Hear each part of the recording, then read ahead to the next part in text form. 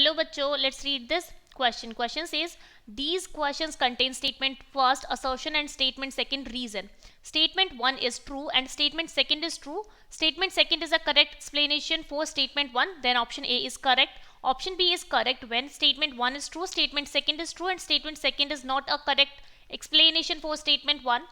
Statement option C is correct when statement 1 is true and statement second is false, and option D is correct when statement 1 is false, statement second is true. Now the statements are: statement 1 says carbocation second is more stable than carbocation first.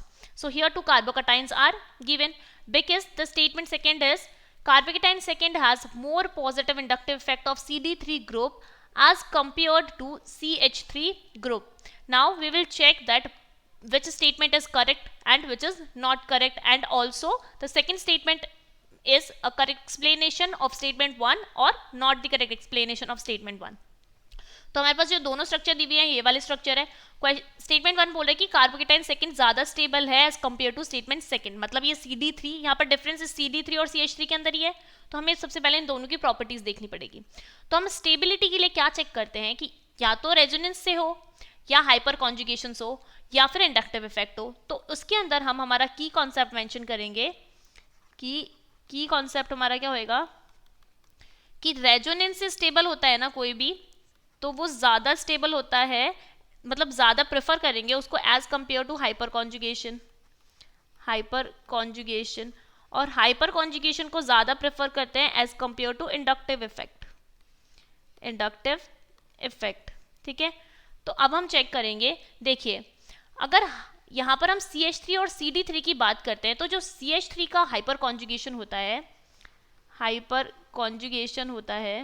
Conjugation of CH3 is greater as compared to CD3. मतलब CH3 का hyper conjugation ज़्यादा है तो हमारे according जो stability है वो statement मतलब कार्बोकेटाइन 1 की ज़्यादा होना चाहिए, कार्बोकेटाइन फर्स्ट की ज़्यादा होना चाहिए as compare to second. That means हमारा ये स्टेटमेंट 1 है वो तो इनकरेक्ट स्टेटमेंट है.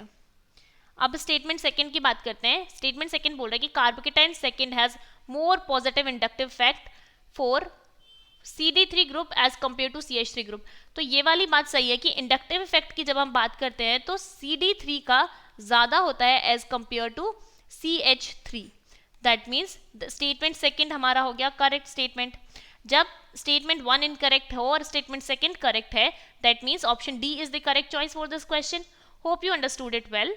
Best of luck and thank you.